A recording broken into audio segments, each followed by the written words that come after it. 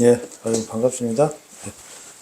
오늘 이제 우리 시작 찬송할 때 부른 그 찬송 내용 중에 우리 후렴에 나의 죄를 대속하신 주 그런 게 있었잖아요. 그 대속이라는 말이 우리가 이제 쉽게 해서 영어로 그 리딤이라고 그래요. 리딤. 그러니까 그게 뭐냐면은 우리 죄값을 지불하고 우리를 사셨다는 거예요. 예수님께서. 이제 그런 뜻이니까 이제 잘 알고 계시고, 오늘은, 이제 요한복음 4장에 이 예수님께서 이 우물가에서 그 사마리아 여인과 그 대화를 한 그 내용에서요. 오늘 좀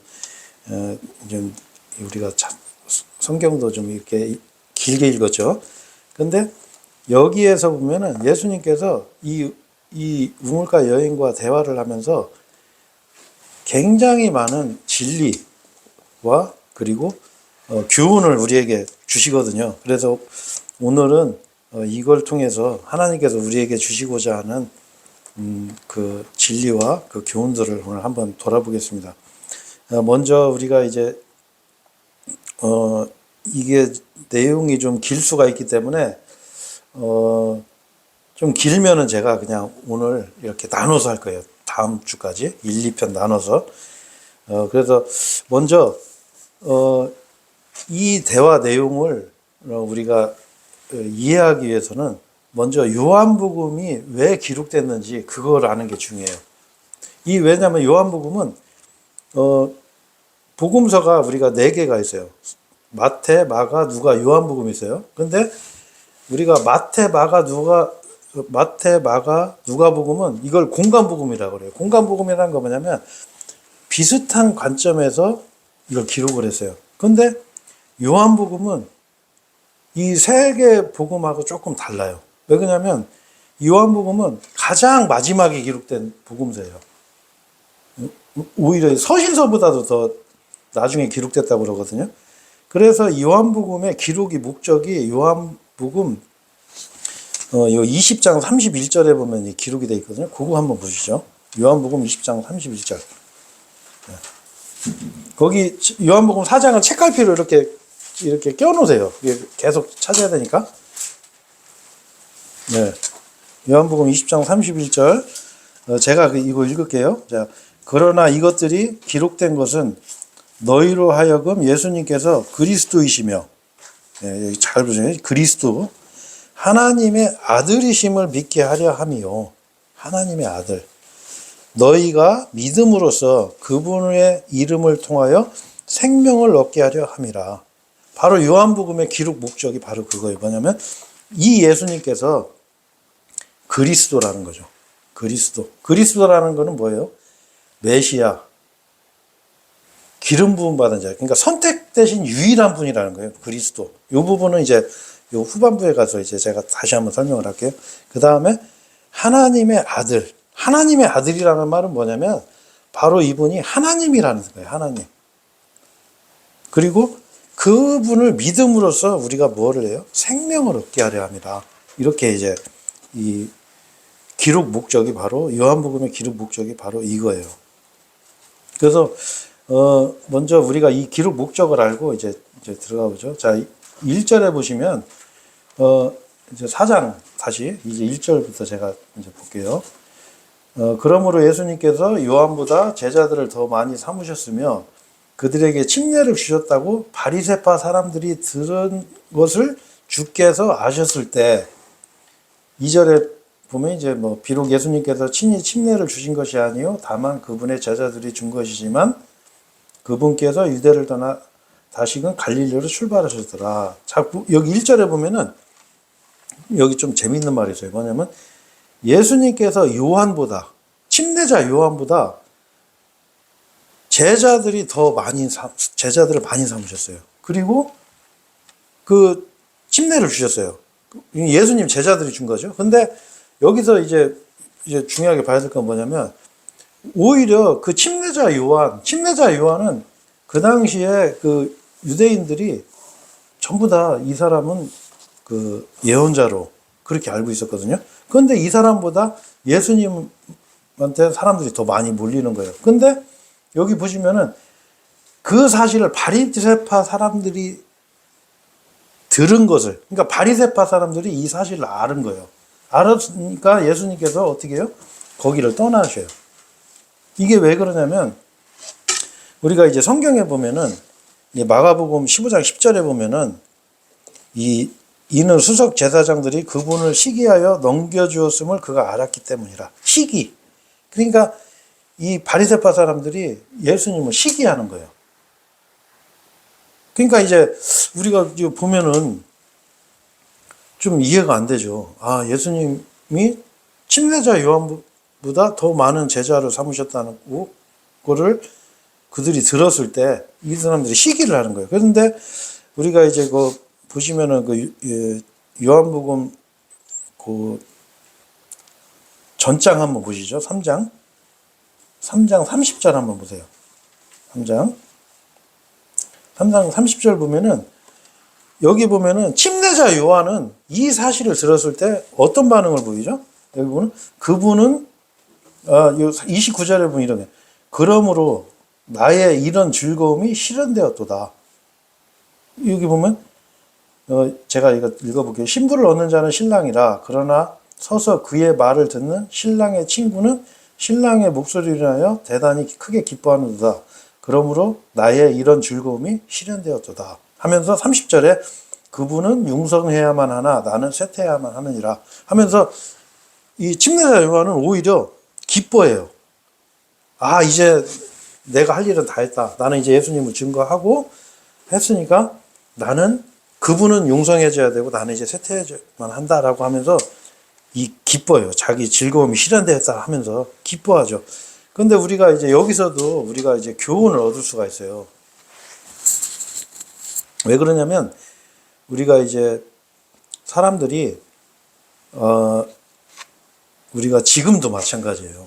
우리가 이 하나님 말씀 앞에서 우리가 이런 말씀을 통해서 나 자신을 돌아봐야 돼요. 왜냐면은 우리가 이제 작년에도 우리가 그런 이제 성경 이슈로 인해서 우리 이제 그 독립신뢰교회 안에서도 이런 이제 여러 가지 일들이 있었는데 우리가 이제 그 성경이 이렇게 번역이 되고 더 바르게 번역된 성경이 나오면은 우리가 정상적인 그 반응이 나오면은 어떻게 해야 돼요? 기뻐해야 되잖아요.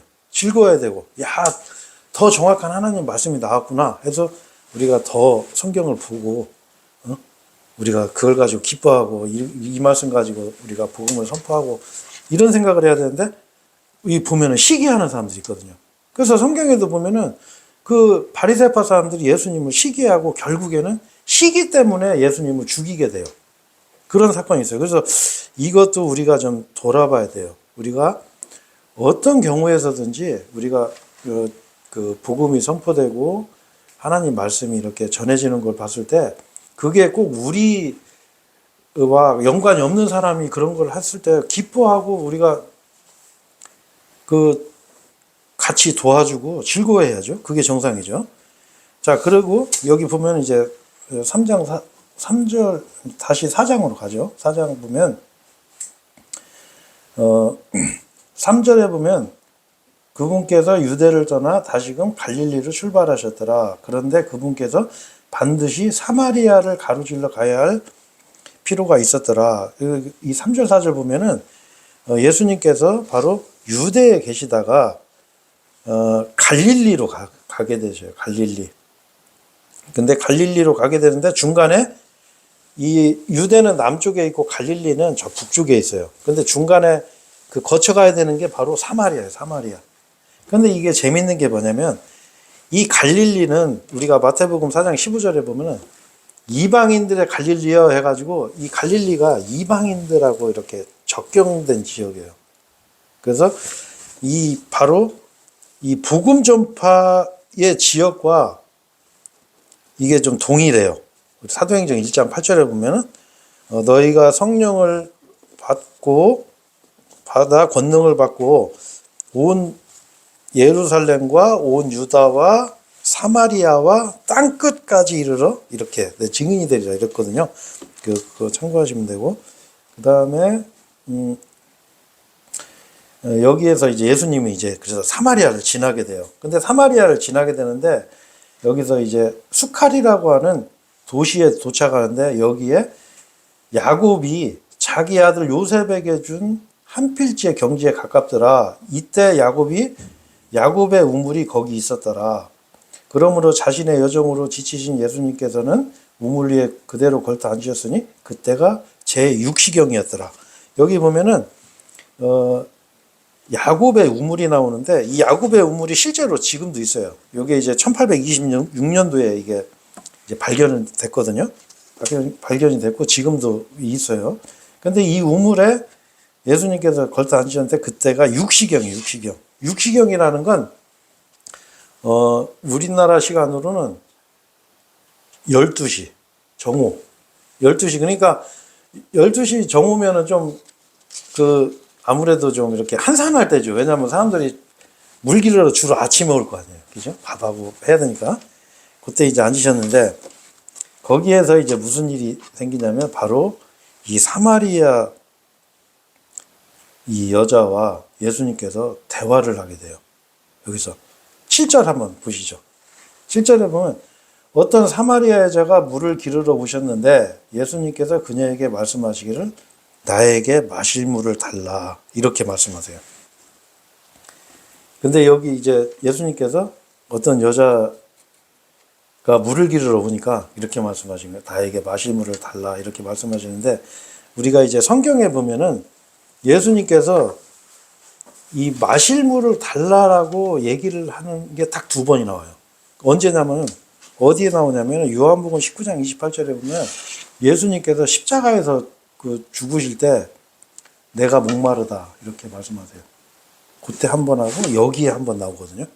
근데 이게 큰 의미가 있어요. 왜 그러냐면 그 십자가에서 죽으실 때 목마르다라고 하는 의미는 뭐냐면 우리가 이제 좀 이따가 그것도 볼 건데요. 우리가 이제 이 지옥 간 죄인들이 지옥의 그 불 속에서 극심한 고통 속에서도 그 물 한 방울을 얻지 못하는 그런 고통을 받게 되거든요. 누가복음 16장에 나오는데 예수님께서도 마찬가지로 십자가에서 그 갈증의 고통, 그 지옥에서 타는 듯한 그 갈증의 고통을 십자가에서 그걸 그대로 당하신 거예요. 오히려 예수님께 식초를 줬죠. 더 고통을 주기 위해서. 그리고 또 한 가지는 뭐냐면 여기에서 말씀하실 때 이 여자에게 예수님이 뭐라고 그러냐면 나에게 물을 달라 이랬어요. 근데 우리가 생각할 때는 예수님이 목마르셔서 물을 달라고 했겠구나. 물론 그럴 수도 있죠. 근데 여기서 의미는 뭐냐면 예수님께서 이 여자하고 대화를 하시기 위해서 한 가지 주제를 그 여자한테 던진 거예요. 왜? 거기가 우물가였고 이 사람이 물을 기르러 왔기 때문에 나에게 물을 달라고 했어요. 그러면서 대화를 시작을 해요. 그렇잖아요. 우리도 사회에서도 그렇잖아요. 세상 사람들을 만났을 때 서로 관심사가 있으면 대화가 쉬워지잖아요. 그래서 사람들은 동호회를 만들어가지고 오토바이 동호회하면 오토바이 타는 사람들끼리 몰려다니고 요즘은 자동차도 보면은 그 차종 타는 사람들 동호회 만들어서 같이 어울리고 또 유대관계를 형성하죠. 근데 예수님께서도 이 사마리아 여자와 대화하기 위해서 물을 달라라고 말씀을 하셔요. 근데 이거는 이건 제가 교리는 아니에요. 제가 개인적인 생각으로 할 때는 굉장히 큰 영적 의미가 있는 것 같아요. 뭐냐면 이 물을 달라라고 하는 이 예수님께서 십자가에서 하신 말씀은 어떤 심판의 의미가 있고 굉장히 중요한 거죠. 왜? 우리가 그런 고통을 당할 거를 예수님이 대신 당하셨으니까 굉장히 중요한 건데 근데 여기서 성경에 단 2번 나오는 표현인데 한 번은 뭐냐면 바로 예수님께서 복음을 전하기 위해서 이 말을 했다는 거예요. 복음을 전하기 위해서. 그 여자한테. 야, 너 일로 와봐. 너 이름이 뭐야? 이렇게 안 하시고, 야, 나에게 마실 물 좀 달라. 이렇게 말씀하셨어요. 자, 그런데 여기서 이제 보면은 요 다음 절이 재밌어요. 이 9절을 보면은 그때 그 사마리아 여자가 그분께 말씀드리기를 유대인인 당신께서 사마리아 여자인 제게 마실 물을 구하시니 어찌된 일이니까 하니라 하면서 이유가 나와요. 이는 유대인들은 사마리아인들을 전혀 상대하지 않았기 때문이라. 자, 이게 무슨 얘기냐면 이 사마리아 사람들을 유대인들은 상대를 안 했어요. 아주 하찮게 본 거야.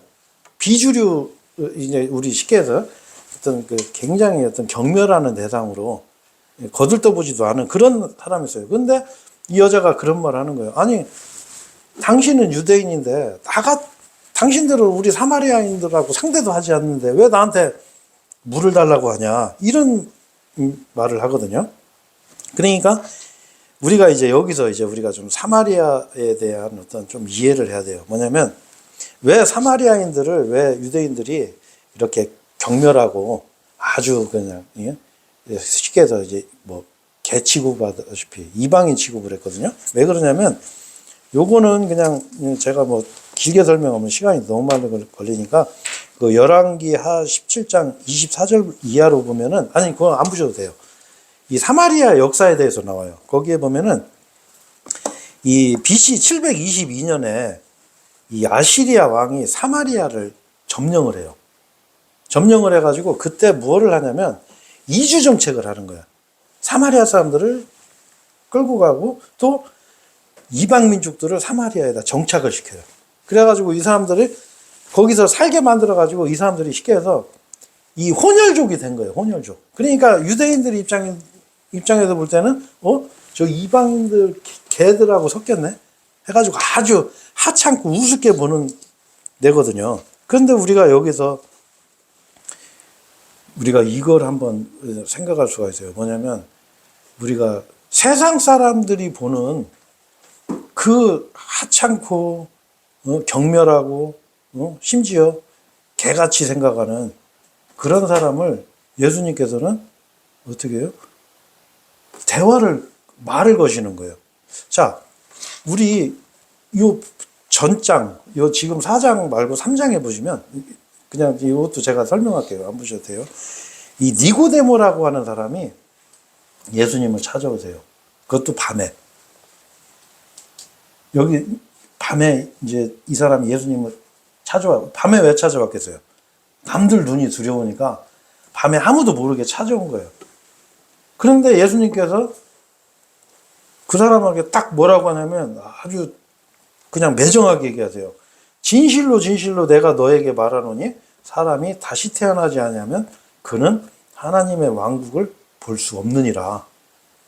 딱 단호하게 말씀하시거든요. 그러면서 이 니고데모라고 하는 사람은 그 당시에 굉장히 그 유대인 중에 관원이에요, 관원. 지금으로 따지면 국회의원급 때는 아주 사회적으로 지위가 높은 그 종교 지도자였던 사람이에요.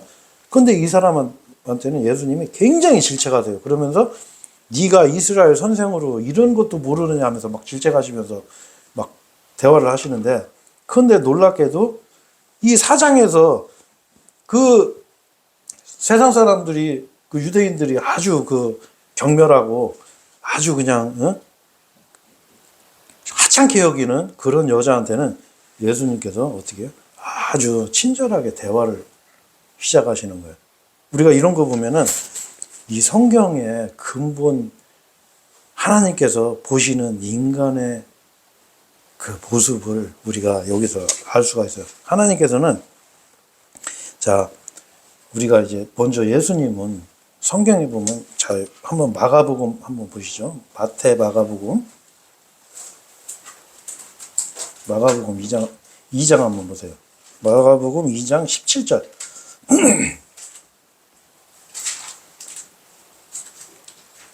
자, 요거는 2장 17절 찾으셨죠? 예, 같이 한번 읽죠.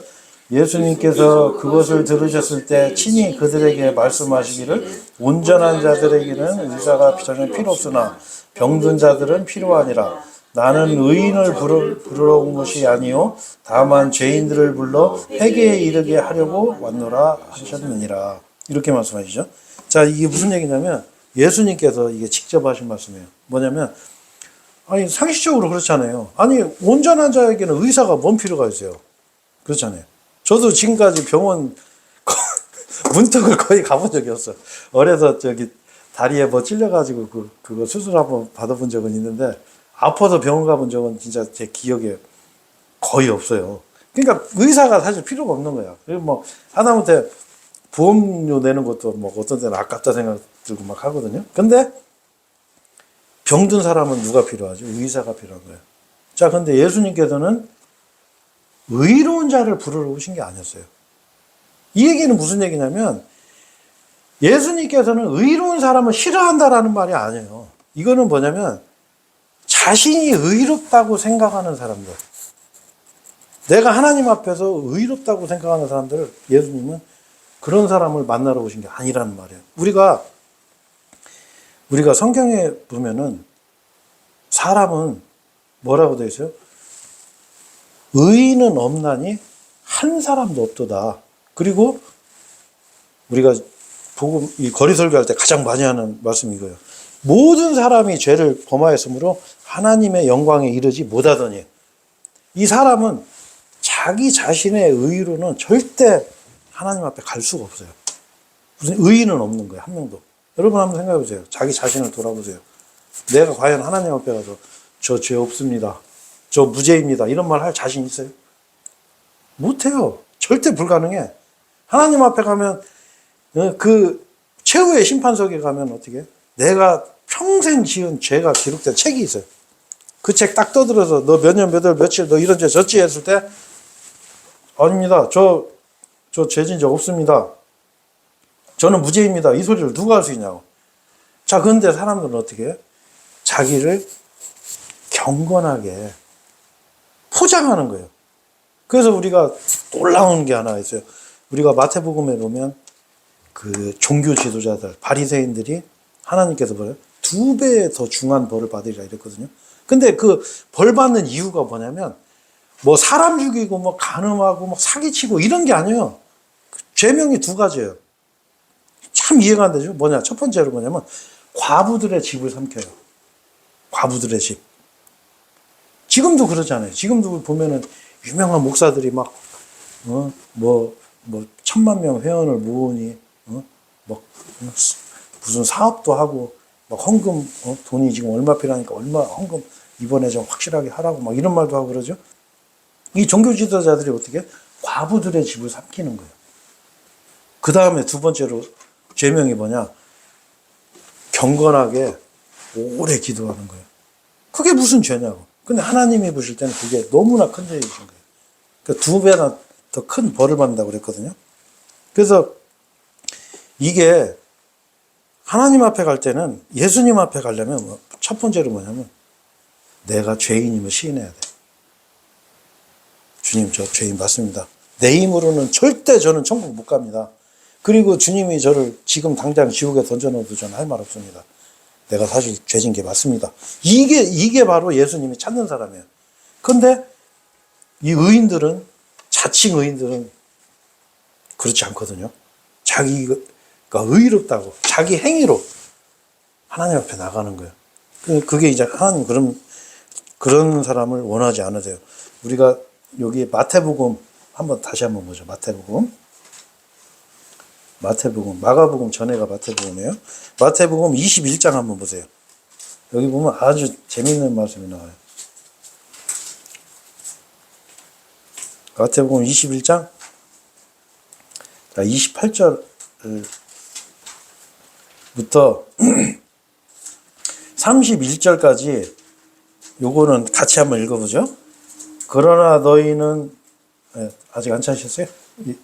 마태복음 21장 28절. 네, 자, 같이 한번 읽겠습니다. 그러나 너희는 어떻게 생각하느냐? 어떤 사람에게 2 아들이 있었는데 그가 첫째에게 가서 말하기를 아들아 오늘은 나의 포도원에 가서 일하라 하였느니라. 그가 대답하여 말하기를 저는 가지 않겠나이다 하였으나 그 뒤에 그가 돌이켜 갔느니라. 그런 다음에 그는 둘째에게 가서 이와 같이 말하였느니라. 그러자 그가 대답하여 말하기를 아버님 저는 가겠습니다 하였느니라. 그러고는 가지 않았노라. 그들 2 사람 중에 어느 쪽이 자기 아버지의 뜻을 행한 것이냐? 그들이 그분께 말씀드리기를 첫째니이다 하니라. 예수님께서 그들에게 이같이 말씀하시니라. 진실로 내가 너희에게 말하노니 세리들과 창녀들이 너희보다 먼저 하나님의 왕국 안으로 들어가리라. 자, 여기 보시면은, 자, 저 한번 보세요. 자, 자, 여기 보면 큰아들한테 너 아버지 포도원에 가서 일해라 그러니까 큰아들이 뭐라고 했어요? 저 안 가겠습니다 이랬어요. 자, 근데 어떻게 했어요? 큰아들은? 갔죠. 예.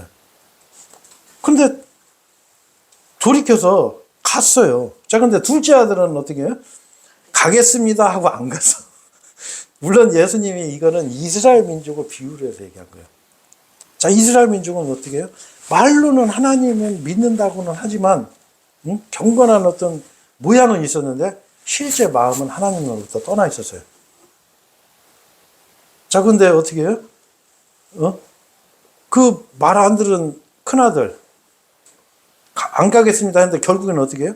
돌이켜서 간 거예요. 이게 바로 하나님께서 보실 때는 어떻게 해요? 이 첫째 아들이 바로 아버지 뜻대로 행한 거예요. 자, 우리도 여러분 한번 잘 생각해 보세요. 자, 우리도 지금까지 하나님과 담 쌓고 살았던 사람이에요. 네? 그렇죠? 네? 그렇죠? 지금까지 담 쌓고 살았죠? 네. 참, 우리 그렇게 살았어요. 자, 그런데 우리가 지금까지 하나님과 담 쌓고 살았는데 어떻게 해요? 어느 날 우리가 뭘 알았어요? 아, 하나님의 은혜를 아는 거예요. 어떻게? 아, 하나님이 인간으로 이 세상에 오신 적이 있었구나. 그분이 인간으로 오시기만 한 게 아니라 어떻게? 내가 담당해야 될 그 심판. 나는 죽어서 영원한 지옥의 형벌을 받을 그런 죄인인데, 아, 이분이 내 죄를 다, 아까 우리 부른 찬송대로 죄값을 다 지불하시고 나를 사신 거예요. 그걸 알고서 어떻게 해요? 아, 이제, 제가 이제 하나님, 이제 예수 그리스도를 내가 믿겠습니다. 이게 돌이키는 거예요. 이게 큰아들인 거예요. 큰아들. 근데 작은 아들은 어떤 사람이 작은 아들이냐? 내가 태어나서부터 엄마 따라서 교회도 다녀요. 평생 교회 다녔어. 근데 한 번도 하나님 앞에서 나는 죄인입니다. 고백 한 번 안 해본 거예요. 아, 우리 아버지, 엄마 다 교회 다니고, 우리 친척이 목사님이고, 우리 집은 모태신앙이고, 그런 게 아니에요. 둘째 아들 같은 사람이 될 수도 있어요. 교회는 다니지만, 마음은 하나님께 안 간 거예요. 하나님 앞에 내가 정말 회개해 본 적이 없는 거예요. 회개라는 건 그냥, 아유, 주님, 저 이런 죄 져서 잘못됐습니다. 이걸 회개, 물론 그것도 회개지만, 구원 얻는 회개는 뭐냐면, 내가 인생에서 한 번 주님께로 가는 경험이 있어야 돼요. 아, 주님, 내가 지금까지 주님이 누군지 모르고 내 마음대로 살았습니다. 내가 이제 알았습니다. 아, 그 십자가에서 못 박히신 그 예수님이 바로 나의 주님이십니다. 나의 유일한 구원자십니다 하고 여러분 그 돌이키는 경험이 있어야 돼요. 그거 없는 사람들은 바로 둘째 아들이랑 똑같은 사람이에요. 자, 여기서 어떻게 해요? 우리가 이런 교훈을 받을 수가 있죠. 자, 그 다음에 우리가 이제 다시 요한복음 4장으로 다시 한번 가죠. 요한복음 4장, 거기 책갈피에 이렇게 껴놓으세요. 아예 껴놓으시고 10절 제가 읽겠습니다. 예수님께서 그녀에게 대답하여 말하시기를, 만일 내가 하나님의 선물을 알았다면 또 너에게 마실 것을 달라라고 말하는 이가 누구인지 알았다면 너는 그에게 구하였을 것이요 그는 너에게 살아있는 물을 주었으리라 하셨느니라. 여기서 예수님께서 뭐라 그래요? 만일 내가 누구인 줄 알았다면, 요게 이 10절, 2구절의 핵심이에요. 근데 지금 이 여자는 예수님이 누군지 몰라요. 근데 예수님께서 알려주시는 거예요. 그 여자한테. 네가 만일 누구인지 알았으면 네가 나한테 물 달라고 했을 거다. 지금은 예수님이 이 여자한테 물 달라고 했잖아요. 근데 이 여자는 몰라. 자, 여기서 우리가 중요한, 여기서 아주 큰 여기서 하나님의 그 메시지가 있어요. 뭐냐? 누구인지 알았다면 요게 바로 우리가 이 복음의 핵심이에요, 핵심. 이 세상 사람들은 예수님이 누군지 몰라요. 세상 사람들은 예수님을 뭐라 그래요? 위대한 사상가. 위대한 종교 지도자. 이렇게 생각하잖아요. 아주 인격적으로 훌륭한 분. 제가 며칠 전에도 한번 페이스북에 보니까 그 일론 머스크 아시죠? 예? 일론 머스크 누군지 알아요? 참, 이게 심각하네. 일론 머스크 아시요? 예. 일론 머스크. 테슬라 그 전기자동차 그 CEO가 일론 머스크예요. 근데 그 사람이 그 TV 프로에 나와서 이 사회 보는 사람들하고 대화하다가 그 사회 보는 사람이 이 자리에서 예수님을 영접할 거냐고 물어봤어요. 근데 일론 머스크가 그때 뭐라고 했냐면, 예, 예수님이 하신 말씀 원수를 사랑하라. 이렇게 좋은 말씀 하셨는데 저는 거기에 동의합니다. 뭐 받아들이죠. 그거는 여러분 구원이 아니에요.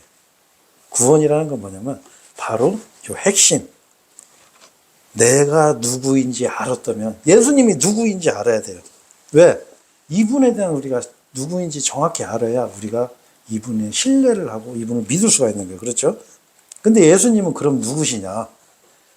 오늘 여러분 지금까지 배운 거 다 잃어버리셔도 돼요. 요것만 하나 아시면 오늘 설교 거예요. 그 요한복음 1장으로 한번 가보죠. 요한복음 1장. 예수님이 누구시냐? 자, 제가 요한복음 1장 1절부터 제가 읽을게요. 태초에 말씀이 계셨고 그 말씀이 하나님과 함께 계셨으니 그 말씀은 뭐라고요? 하나님. 예. 바로 그 말씀이 태초에 하나님과 함께 계셨느니라. 자, 말씀한테 계셨느니라 이러잖아요. 자, 그리고 3절에 뭐라고 되어 있어요? 그분에 의하여. 자, 말씀을 뭐라고 그래요? 그분이라고 그러죠. 그분에 의하여 모든 것들이 지음받았으니 창조주예요, 창조주. 그 말씀, 그분이 모든 것을 창조하시다는 지음받은 어떤 것도 그분 없이 지음받지 아니하였더라. 자, 이게 무슨 얘기예요? 그 말씀, 그분이 어떤 것도, 자, 여러분, 우리도 마찬가지예요, 우리도 이 예수님, 바로 이 말씀, 그분이 우리를 창조하신 거예요. 여기, 뭐, 자식을 낳으신 분들은 알아요. 저도 우리 애들 낳을 때 정말 신기하더라고. 내가 왜 그러냐면, 우리 애들 뱃속에 있을 때 이게 어떻게 생겼는지 뭐 전혀 몰랐어요. 근데 아기가 딱 나오고 나니까, 아이고, 저게, 나 닮아서 쌍꺼풀도 딱 쪄있네? 저도 진짜 놀랐어요. 아, 이게 제가 그때 느낀 게 그거였어요. 아, 이게 인간이 만드는 게 아니구나. 그 사람은 그 어떻게 사람이 만드냐고. 우리는 그냥 어쩌다 낳은 거예요. 낳아보니까 어쩌다 내 자식이 나왔네. 그래서 우리가 이분이 창조자인데, 근데 14절, 우리가 근데 이런 게 있어요. 자, 14절 한번 보시죠. 그 바로 밑에. 14절에 보면, 그런즉 그 말씀이 그분이에요. 육신이 되어 우리 가운데 지내셨으니, 우리 가운데 지내신 거예요. 우리 요 비슷한 말씀이 어디 있죠? 마태복음 1장 31절에 보면 나오죠? 네. 아니, 그거 안 찾으셔도 돼요. 거기 보면 뭐랬어요? 네? 하나님, 우리와 함께 하시는 하나님, 임마누엘. 하나님이 우리하고 함께 했어요. 우리와 같이. 인간의 몸으로 오셔갖고. 임마누엘. 근데 여기도 보면 나오죠. 그 말씀이 육신이 됐어요. 육신이 됐는데 그냥 육신만 된 게 아니라 우리 가운데 지내셨으니 이게 인류 역사의 최대의 사건이에요. 왜? 창조주 하나님이 인간의 몸으로 와서 우리하고 함께 지내셨던 역사적인 대사건이 있어요. 이게 이제 이 복음의 핵심이에요. 우리가 그분의 영광을 보았는데 아버지의 독생자의 영광이라 은혜와 진리가 충만하였더라. 근데 여러분 여기서 우리가 굉장히 조심해야 될 부분이 있어요. 뭐냐면 우리가 여기에 보면 이 말씀을 이 성경 말씀으로 착각하는 분들이 있어요. 근데 여기 있는 말씀은 성경 말씀이 아니에요. 자, 그 증거가 어디에 있냐면 요한일서 한번 보죠. 요한일서. 요한일서는 어디 있냐면은 요한계시록 바로 앞에가 요한일서예요. 요한일서. 501페이지. 네, 페이지도 좀 알려주세요. 네. 아니, 그 뒤로 반대로 보세요. 페이지로 보세요. 503. 네, 요한일서.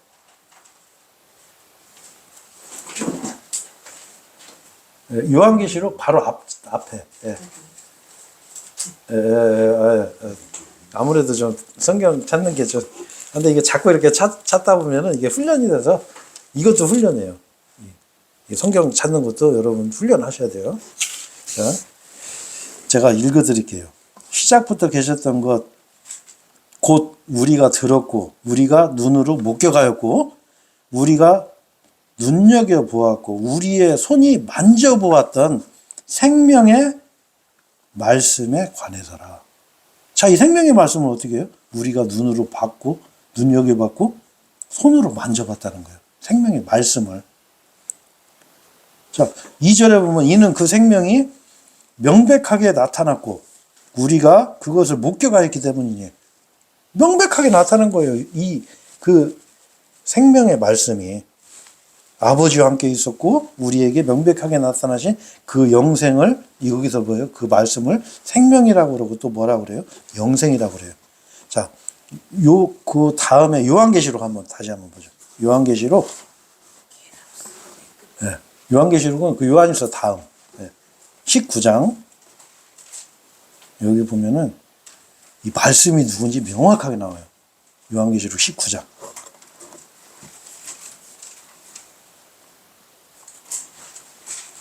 요한계시록 19장. 네, 찾으셨어요? 13절. 13절에 보면 제가 읽을게요. 그리고 그분께서 피 속에 담겼던 겉옷으로 옷 입혀주셨더라. 그리고 그분의 이름은 뭐라고요? 네, 맞아요. 바로 예수님께서 이게 재림하는 장면인데 그 예수님 이름이 또 뭐가 있어요? 하나님의 말씀. 자, 그러면 여러분 다시 요한복음으로 다시 가요. 요한복음 1장.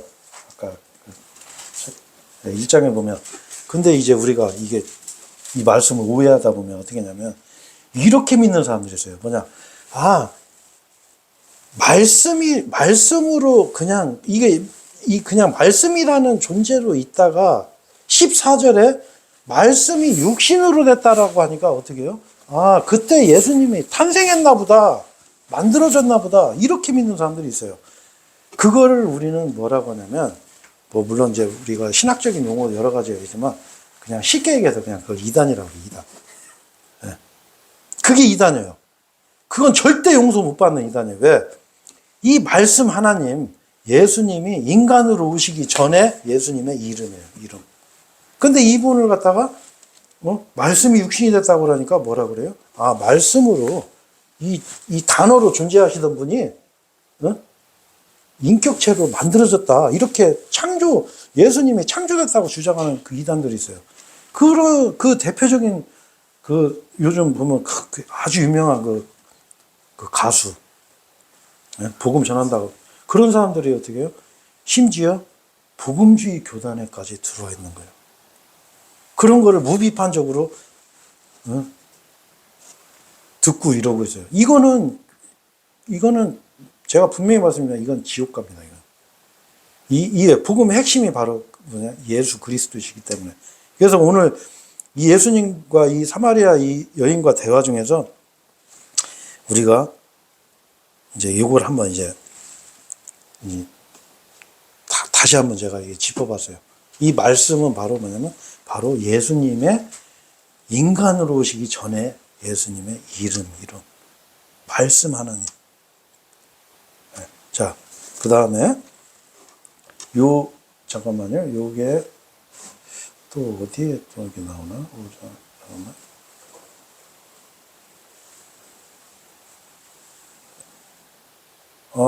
이건 제가 읽을게요. 이 요한일서 5장 7절에 보면 이 말씀 한 번 또 나와요. 뭐냐면 이는 하늘에서 증거하는 세 분이 계시니 하늘에서 증거하는 세 분이 계셔요. 자, 뭐라 그래요? 아버지, 말씀, 성령님. 자, 우리 창세기 1장에 보면 어떻게 나오죠? 우리의 모양대로 우리의 형상을 따라 사람을 만들어요. 인간은 어떻게 돼 있어요? 몸과 혼과 영으로 돼 있어요. 하나님도 어떻게 삼위로 계신 분이에요. 삼위로. 아버지와 말씀과 성령님. 이 세 분은 하나이시기 때문이다. 이 세 분이 하나예요. 하나. 그래서 이 말씀에 대해서 우리가 명확한 지식을 가지고 있어야 돼요. 왜? 우리를 위해서 그 십자가에서 그 고통을 당하고 피 흘리고 죽으신 분은 바로 그분은 창조된 재물이 아니에요. 여러분, 하나님이 인간으로 오신 분이에요. 그래서 우리가 이 복음을 믿으면, 예수 그리스도를 믿으면 구원받는 거예요. 왜? 하나님이시기 때문에. 근데 그 하나님을 거부하면 어떻게 돼요? 영원한 심판 받는 거예요. 요한복음 16장 9절에 뭐라고 되어 있어요? 죄에 대하여 하면 그들이 나를 믿지 아니하며. 안 믿는 거예요. 거부하는 거예요. 우리 복음 전에 보면 거부하는 사람들 정말 많죠. 네? 아까 얘기했던 작은 아들도 너무 많아요. 어제도 우리 터미널 가서 그 거리 설교 하는데 우리가 전도지 주면은요, 우리가 특히 교회 다니는 분들, 그런 분들 너무 많아요. 예, 됐습니다. 저는 교회 다닙니다. 아니, 왜 그렇게 해요? 교회 다니면 더, 아이고, 고생하십니다. 예, 전도지 저 한 번 더 읽어볼게요. 예, 아유, 이게 하나님 은혜가 이렇게 크네요. 그렇게 정상 아니에요? 왜 교회 다니는 사람들은 왜 오히려 전도지를 거부하죠? 그렇죠? 제가 그런 모습 보면 너무나 가슴 아파요. 어제도 참, 진짜 어떤 분은 뭐, 우리가 막 거리 설교하는데, 화이팅! 가더라고요. 근데 제가 그때 어떤 생각이 드냐면, 저 양반 진짜, 하나님 심판대 앞에 가서도 화이팅 할까. 그런 거 용납이 안 돼요. 하나님이 얼마나 하나님 무서운 분인데. 우리가 성경에 하나님 두려워하라고 그랬어요. 두려워하라고. 자, 그런데 여기서 오늘은 아무래도 10절까지만 해야 되겠네. 여기서 이제 예수님께서 이 살아있는 물에 대해서 아까 이제 얘기를 했죠. 그 여자하고 이 물에 관해서 얘기를 한 거예요. 왜? 이 여자는 물을 들어온 거예요. 그죠? 그러니까 어떻게 해요? 예수님께서 그 사회적으로 천대받고 무시당하는 그 사마리아인 여자한테는 아주 친절하게 물 길러 왔으니까 물로 대화를 시작하신 거예요. 물로 이제 대화를 이제 시작을 하셨어요. 그러니까 아니, 이 11절까지만 이제 해야 되겠네. 자, 11절 한번 보세요. 11절 보면은 4장 11절. 잠깐만요. 4장 11절. 4장. 요한복음 4장 11절 보면 그 여자가 그분께 이같이 말씀드리니라. 선생님, 당신께서는 물을 기를 수 있는 것이 아무것도 없고 이 물은 깊은데 그렇다면 당신께서 어디로부터 그 살아있는 물을 얻으시나이까. 11절에 보면 이 여자가 아니 이 깊은 우물에 당신 우물 풀 어떤 아무것도 없는데 도대체 물을 나에게 어떻게 당신이 물을 줄 수가 있습니까? 이렇게 물어봐요. 이 여자는 뭘 얘기하고 있죠 지금? 현실적인 문제를 얘기하는 거예요. 자기 눈에 보이는 거. 근데 예수님께서는 지금 뭘 얘기하세요? 영적인 거를 얘기하는 거예요. 영적인 거. 이 물. 이 다음 절부터 나와요. 영원히 목마르지 않는 물. 그에 대해서 예수님이 설명을 하거든요. 그래서 오늘은 우리가 이제 이 예수님께서 그 잃어버린 자를 직접 찾으시는 이 사마리아 여인이 지금 예수님 찾아간 게 아니에요. 니고데모처럼. 예수님께서 그 여자를 찾으신 거예요. 이 우리가 볼 때는 이제 요 다음 절에도 나오지만 이 여자가 사실 이 남자 관계도 복잡해. 결혼도 5번 했어요. 그리고 지금 만나는 남자도 남편이 아니에요. 굉장히 좀 문란한 여자죠. 그 당시 봤을 때 지금 사회도 마찬가지고. 근데 그런 죄인을 예수님께서는 불쌍하게 여기시고 이렇게 먼저 찾으셔서 대화하는 그런 이제 장면을 우리가 보면서 예수님께서는 바로 죄인을 불러 회개케 하러 오셨구나 라는 걸 우리가 알 수가 있어요. 그리고 우리 또한 주님 앞에 항상 낮은 자세로 우리가 항상 주님 앞에 내가 얼마나 악한 존재인지 그걸 인정해야 돼요. 주님 앞에서 나는 의롭습니다. 절대 그러면 안 돼요. 그런 사람은 예수님이 가장 싫어하는 사람이 그런 사람이에요. 교회를 뭐 수십 년 평생 다니고 이런 건 아무 상관없어요. 제가 그 보면 교회 다니는 분들하고 이렇게 대화를 하다 보면 대부분이 자기 의가 강한 분들이 많아요. 이렇게 그래서 오히려 이 하나님 말씀을 거부한 분들이 많거든요. 그러니까 여러분들은 그러시면 안 돼요. 항상 하나님 앞에서 낮은 마음으로 주님 저 죄인 맞습니다. 저 지금도 너무 악합니다. 하지만 예수님께서 저를 대신해서 제 죄값을 다 치러주신 거 제가 믿습니다. 그리고 예수님 피로 제가 지금 짓는 모든 죄들 깨끗하게 해주십시오. 그럼 예수님 다 그 용서해 주시는 거예요. 물론 여러분이 구원받을 때 모든 죄 용서는 됐어요. 하지만 하나님께서 다 봐준 게 아니에요. 그 성경에 보면 구원받은 사람은 하나님께서 죄를 지면 징벌을 내리세요. 징계를 하세요. 보응을 내리세요. 이 현세에서. 근데 내가 주님 앞에 돌이키면 하나님은 그것도 용서해 주시는 거예요. 예수님 피로 깨끗하게 해주시는 거예요. 그래서 우리가 평상시에도 항상 낮은 마음으로 내가 잘못한 게 있으면 즉시 무릎 꿇고 아 주님 제가 이런 죄 졌습니다. 예수님 피로 깨끗하게 이거 씻어 주십시오. 제가 잘못했습니다. 하면 바로 그냥 용서 다 되는 거예요. 그래서 우리가 항상 낮은 자세로 사는 것이 바로 우리가 항상 예수님을 가까이 하고 만날 수 있는 길이 아닌가. 오늘은 여기까지 여기까지 보고 다음 시간에는 이제 이 교리적인 것들 아주 깊은 내용들이 많아요. 그래서 다음 시간에 요거 마무리 짓도록 하죠. 예, 기도하고 마치겠습니다. 예.